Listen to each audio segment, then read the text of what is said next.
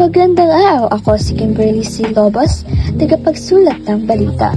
Hatid sa inyo ang balita mula sa Division School Press Conference 2025. Naggaganapin ngayong Nobyembre 11 hanggang 14. Nagsimula ang programa sa formal na pagbubukas at isinagawa ang mini press conference sa Basay Gymnasium. Dito ipinakilala ang mga patakaan at schedule ng paligsahan at nagkakaroon ng pagkakataon ang mga estudyante na magtanong at magsanay sa pamamahayag. Sa ika-12 ng Nobyembre, kalawang araw, dito gaganapin ang pangunahing kompetisyon. Lalahok ang mga estudyante sa iba't ibang paligsahan sa pamamahayag, kabilang ang news writing, feature writing at broadcasting.